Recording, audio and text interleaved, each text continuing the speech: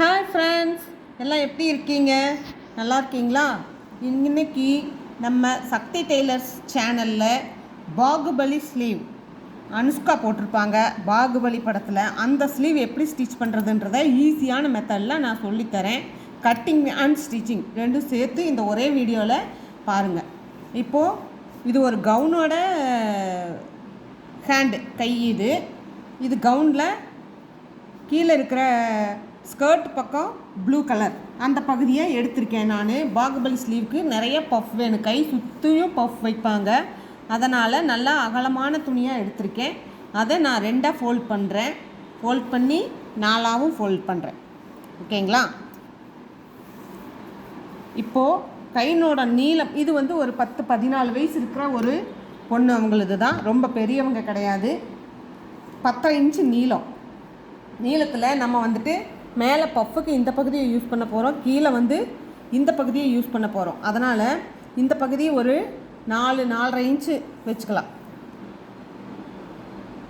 அது போக மீதி 10.5 இன்ச்சில் 6.5 இன்ச்சு மேலே பஃப் வர்ற மாதிரி நம்ம கட் பண்ணணும். 6.5 இன்ச்சுனா இந்த அளவு வருது. நம்ம கொஞ்சம் உயரமாகவே இருக்கட்டும். பஃப் இருக்கும்போது உயரம் கொஞ்சம் தூக்கலாக இருந்தால் தான் பஃப் கொஞ்சம் தூக்கலாக வரும். அதனால் கொஞ்சம் உயரமாகவே நான் இதை வச்சுருக்கேன். சரிங்களா? இப்போது இதில் அப்படியே நான் பஃப்பு மேலேருந்து 4 இன்ச்சு 4.5 இன்ச்சு இங்கே கொடுக்குறேன் சைடில். நான் முன்னாடி சொன்ன மாதிரி அப்போ தான் அங்கே பஃப் நிறைய வரும். கை ஃபுல்லாக வைக்கணும். இந்த கை வச்சுட்டு லைனிங் கிளாத்தை நம்ம கரெக்டாக அளவாக வெட்டிக்கலாம். இந்த பஃப்பை நல்லா பெருசாக வெட்டிக்கலாம். அந்த லைனிங் கிளாத் அளவுக்கு பஃப்பை நம்ம ஸ்டிச் பண்ணிவிட்டு நிறுத்திக்குவோம். அந்த மாதிரி பண்ணிக்கலாம். ஒரே இதாக நான் கட் பண்ணுறேன். இப்போது சென்டரை மார்க் பண்ணிடுறேங்க.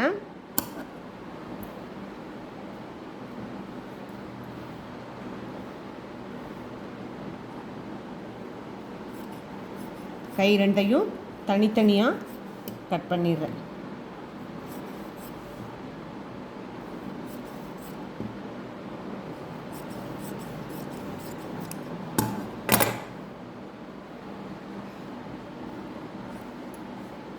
இது எப்படி எடுத்துருக்கிறேன்னா, அந்த கையினோட அளவு 7 இன்ச்சுனா நான் அதை விட இன்னொரு 7 இன்ச்சு ஜாஸ்தி வச்சு இந்த அகலம் எடுத்திருக்கேன். கையினோட அகலம் அந்த ப்ளவுஸ்க்கு 7 இன்ச்சு தான் வரும். நான் இன்னொரு 7 இன்ச்சு சேர்த்து 14ஆக வச்சுருக்கேன். அதுதான் அகலத்தோட அளவு. இது கீழே பகுதிக்கு நம்ம பஃப்பை வச்சு கீழே இந்த பகுதியை கொடுத்து தான் ஃபோல்ட் பண்ணி மடக்கி அடிக்க போகிறோம். இது நம்மளுக்கு 4 இன்ச்சு 4.5 இன்ச்சு இருந்தால் கரெக்டாக இருக்கும். மொத்தமாக 2 சேர்த்து 10.5 இன்ச் வந்தால் போதும் நமக்கு.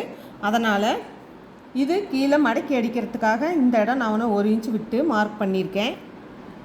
இது மேலே 4 இன்ச்சு வச்சுருக்கேன். 1/2 இன்ச்சு தையலுக்கு மார்க் பண்ணுறேன்.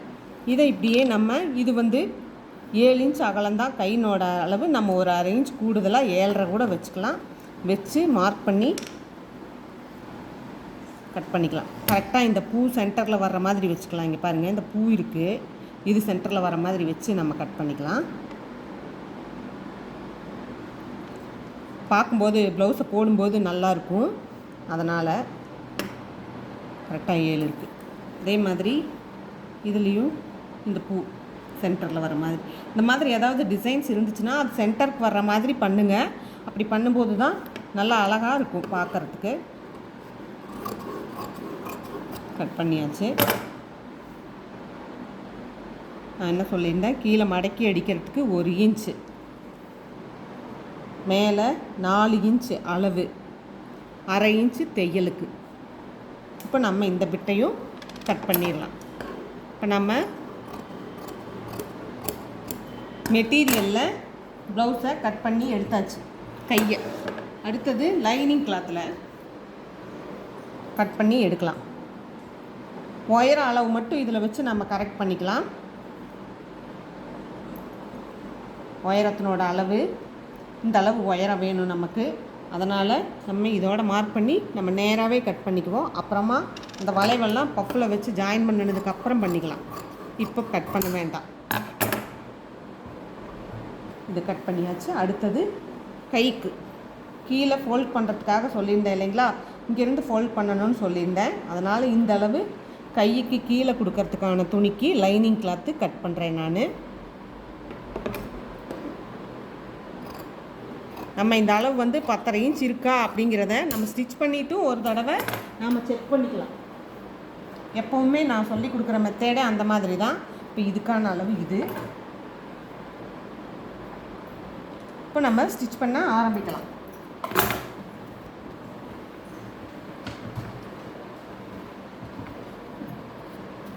இதையும் இந்த லைனிங் கிளாத்தை நம்ம 2ஆக கட் பண்ணி வச்சுருவோம்.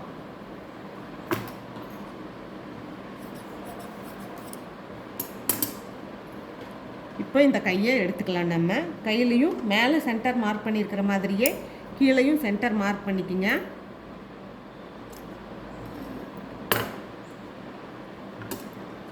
உள்பக்கம் வெளிப்பக்கமும் மார்க் பண்ணிக்கோங்க. இதுதான் இதில் உள்பக்கம் பாருங்க, இது வெளிப்பக்கம். இப்போ நான் ஒரு கையை எடுக்கிறேன். கையை எடுத்துட்டு மேலே பஃப்பு ஃபுல்லாகவே வைக்கணும், ட்ரெஸ் ஃபுல்லாக வரணும். அதனால் இங்கிருந்தே ஸ்டார்ட் பண்ணுறேன். கை சுற்றளவு ஃபுல்லாகவே பஃப் இருக்கிற மாதிரியான ஒரு கை இது. கொஞ்சம் நான் லாங் ஸ்டிச் வைக்கிறேன் பஃப் வைக்கும்போது. அப்படியே இங்கே பாருங்கள், ஒரே ஈவனாக,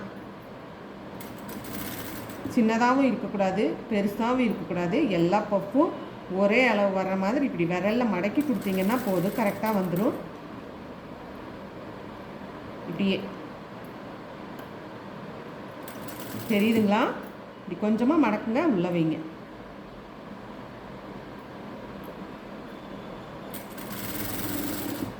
இந்த மாதிரி அதே மாதிரி இந்த கையையும் நம்ம ஸ்டிச் பண்ணிக்குவோம்.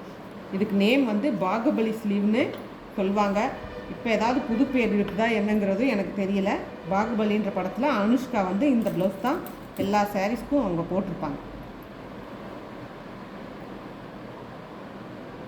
பஃப்பை இதே மாதிரி நம்ம வச்சுட்டு வரோம்.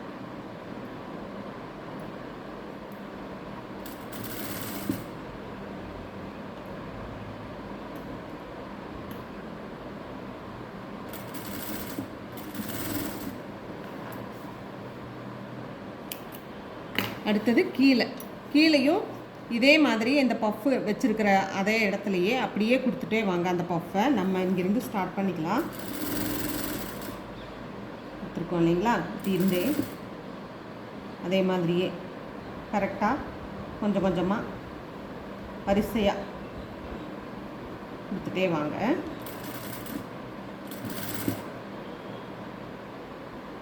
சிலர் வந்து பஃப்புக்கும் சேர்த்து அப்படியே லைனிங் கிளாத்தையும் நல்லா அகலமாக நீளமாக வெட்டி பஃப் வைப்பாங்க. அப்படியும் தைக்கலாம், இப்படியும் தைக்கலாம். 2 மெத்தடும் ஓகே தான். என்னடா இவங்க லைனிங் வந்து சின்னதாக வெட்டியிருக்காங்களே அப்படின்னு நீங்கள் யோசிக்க வேண்டாம்.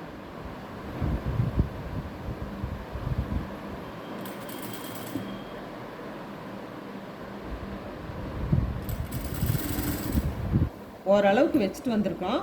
நம்ம இன்னும் மறுபடியும் ஸ்டிச் பண்ணும்போது தேவைன்னா இன்னொரு பஃப் ஜாஸ்தியாக கூட நம்ம வச்சுக்கலாம். சரிங்களா? அங்கே பாருங்கள், இதுவே நல்லா எப்படி வருது பெருசாக. அதனால் போதும்னு நினைக்கிறேன். இப்போது அடுத்தது இந்த கையிலையும் அதே போல் ஸ்டிச் பண்ணிட்டு வர கீழே. இப்போ கையினோட மேல் பகுதியில் பஃப் வச்சு ஆல்ரெடி நம்ம முடிச்சிட்டோம். இப்போ கீழ் பகுதியில் அதே அளவு பஃப்பை கொண்டு வரோம். அதே மாதிரியே அதே அளவுலேயே வைங்க. கீழேயும் அளவுகள் மாற வேண்டாம், பெருசாக சின்னதாக இல்லாமல் மேலே எந்த அளவுக்கு மடித்து கொடுத்தீங்களோ அதே அளவுக்கு கீழேயும் மடித்து கொடுங்க. அப்படி பண்ணிங்கன்னா தான் கரெக்டாக ஒரே ஈவனாக இருக்கிற மாதிரி இருக்கும்.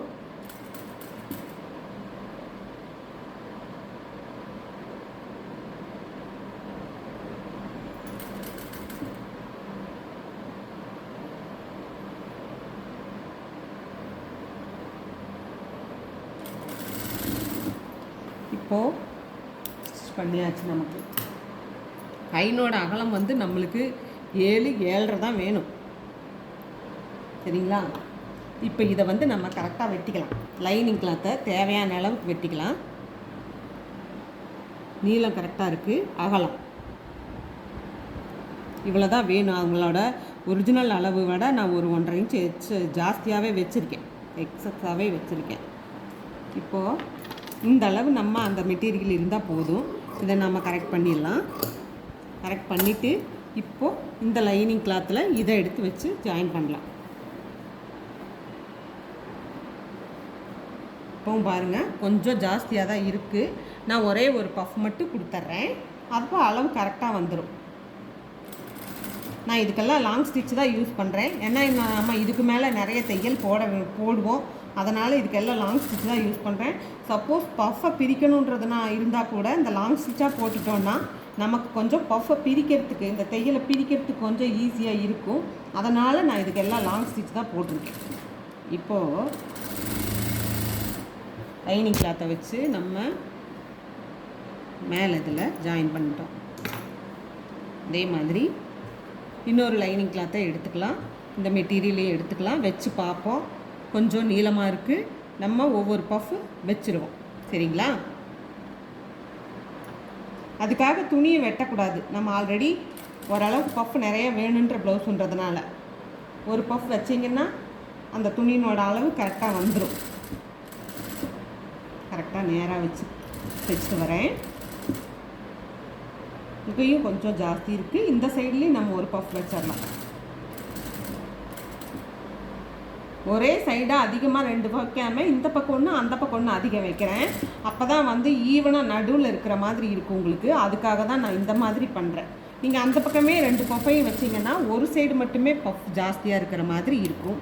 அதனால தான் இப்போது இந்த பஃப் கையினோட இதெல்லாம் ரெடி ஆயிடுச்சு. நான் இந்த தையல் போட்டுக்கிறேன், எடுத்து வச்சு கொஞ்சம் இப்படி வச்சு தையல் போடுவோம்.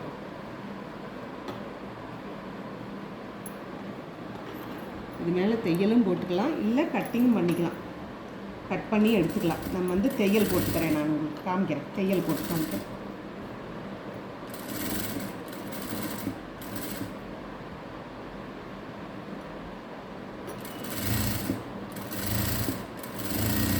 இப்படியும் பண்ணலாம். அந்த கை ஃபுல்லாக லைனிங் கிளாத்தை எடுத்து நீங்கள் பெருசாக லைனிங் கிளாத் கொடுத்து அந்த லைனிங் கிளாத்தோடு சேர்த்து பஃப் வைக்கலாம். 2 மெத்தட் இருக்குது. உங்களுக்கு எது பிடிக்குமோ நீங்கள் அந்த மாதிரி பண்ணிக்கோங்க, ஒன்றும் தப்பு இல்லை.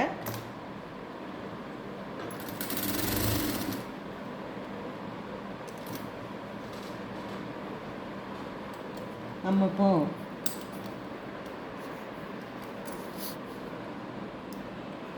அடுத்து கீழே மடக்கி அடிக்கிறதுக்கு நம்ம வேறு கலர் நூல் தான் யூஸ் பண்ண போகிறோம். அதனால் நான் இந்த கலரையே நான் போட்டுக்கிறேன். எந்தெந்த கலர் நூல் மேலே வருது கீழே வருது ரெண்டுக்கும் ஒரே கலரை யூஸ் பண்ணாதீங்க. கீழே நம்ம தைக்க போகிற பகுதி வந்து வேறு கலர், அதனால் வேறு கலரை தான் உபயோகப்படுத்தி நம்ம தைக்கணும்.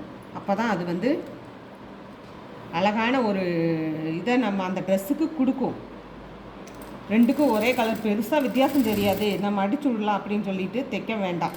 அது ட்ரெஸ்ஸனோட அழகையே அதுக்கு எடுக்கும். ஒரு சின்ன வேலை நூல் மாற்றுறது, அதுக்காக நம்ம முழு ட்ரெஸ்ஸனோட ஃபினிஷிங்கே நமக்கு எடுக்கக்கூடாது.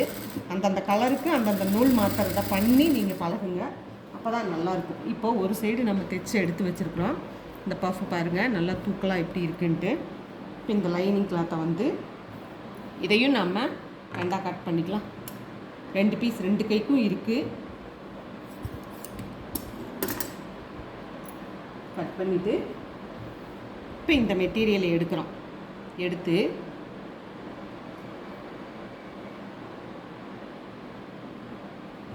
நாலு இன்ச் இருந்தால் போதும். கொஞ்சம் ஜாஸ்தியாக இருக்குது, நான் ஒரு 1/4 இன்ச் பக்கமாக கட் பண்ணிக்கிறேன். இவ்வளோ பெருசு இருந்துச்சுன்னா நான் சொன்னேன் அந்த சின்ன பொண்ணு, அது கை ரொம்ப நீளமாக போயிடும். முழங்கைக்கு கொஞ்சம் மேலே இருந்தால் தான் நல்லாயிருக்கும் இந்த ஸ்லீவ் பார்க்க. முழங்கையில் அழுந்த வந்தாவோ முழங்கைக்கு கீழே வந்தாவோ இது நல்லா இருக்காது. நான் கீழே லைனிங் கிளாத்தை வச்சுட்டேன், மேலே இந்த பஃப் வச்ச துணியை வச்சுருக்கேன். அடுத்தது இந்த துணியையும் இதில் நான் வைக்க போகிறேன். வச்சு ஒரு தையல் இப்போ நான் செய்யலை, சின்னது பண்ணிக்கிறேன். இது வரைக்கும் லாங் ஸ்டிச் இருந்துச்சு, இப்போ நான் சின்ன தையல் பண்ணிக்கிறேன். பாருங்கள், பண்ணிவிட்டு கரெக்டாக ஒரு 1/2 இன்ச் கேப்பில் வைங்க. ரொம்ப எஜ்ஜில் தைச்சிட்டு வராதிங்க. நம்ம ஏற்கனவே பஃப் வச்ச தையல் எல்லாம் மறைச்சிடணும். அந்த மாதிரி ஸ்டிச் பண்ணிட்டு வாங்க. இந்த பஃப் வச்ச ஸ்டிச்சிங் எல்லாம் மறைச்சிருங்க, உள்ளே வந்துடுற மாதிரி கொண்டு வாங்க.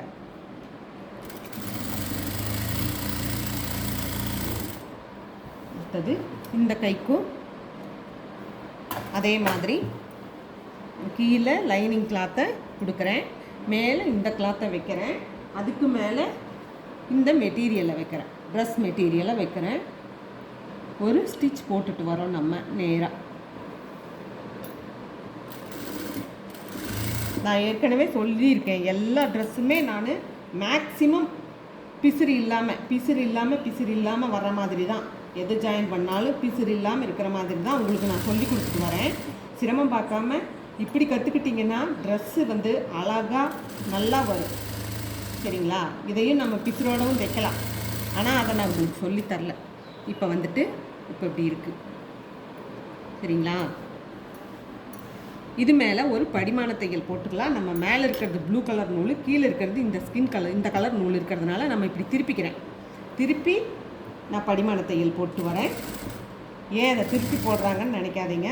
நூல் மேலே இருக்கிறது ப்ளூ கலர், கீழே இருக்கிறது இந்த செங்கல் கலர் மாதிரி காப்பர் கலர்.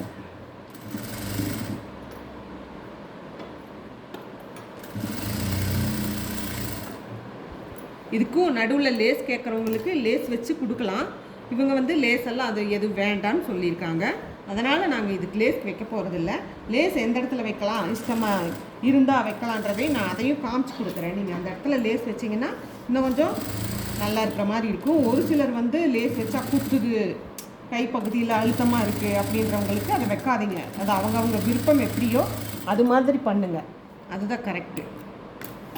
இப்போ நம்ம இதை ஸ்டிச் பண்ணியாச்சு. இப்போது கீழே இதை மடக்கி கொடுக்குறோம்.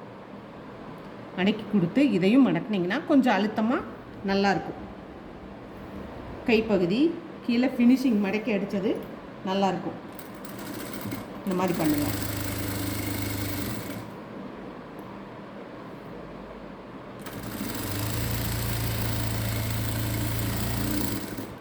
அடுத்த கையையும் நாம் அதே போல் பண்ணிடலாம். நம்ம ஆல்ரெடி படிமான தையல் போட்டு வச்சுருக்குறோம். கீழே மடக்கிற வேலை தான் இருக்குது. ஒரு மடிப்பு மடிச்சுங்க, இன்னொரு மடிப்பு மடித்து இந்த அளவு ஒரு 3/4 இன்ச்சில் ஒரு தையல் போட்டு கொண்டு வாங்க.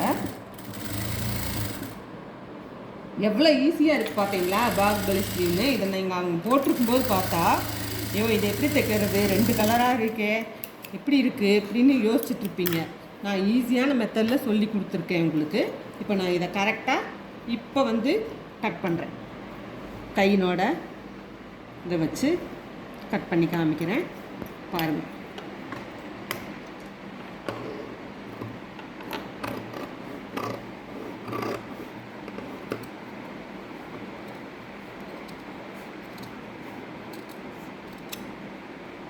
ஓகேங்களா?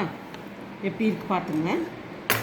இதை நம்ம ட்ரெஸ்ஸில் வச்சு ஃபினிஷ் பண்ணும்போது நான் உங்களுக்கு அது எப்படி இருக்குன்றதை காமிக்கிறேன். இது ஒரு கவுனோட ஹேண்டு. இதுக்கு நான் ஜிப்பு வச்சு ஸ்டிச் பண்ணுவேன். அந்த கவுனை நான் ஜிப் வைக்கும்போது உங்களுக்கு வீடியோ எடுத்துகிட்டு இந்த கை வச்சு எல்லாம் ஃபினிஷ் ஆனதுக்கப்புறம் இந்த ட்ரெஸ் எப்படி இருக்குன்றதையும் காமிக்கிறேன். இப்போ பாருங்கள் கை எவ்வளோ அழகாக இருக்குது. நல்லா இருந்தால் கமெண்ட் பண்ணுங்கள், லைக் பண்ணுங்கள், ஷேர் பண்ணுங்கள். எல்லாத்துக்கும் இந்த வீடியோ பார்த்தவங்களுக்கு எல்லாத்துக்கும் ரொம்ப நன்றி. தேங்க்யூ.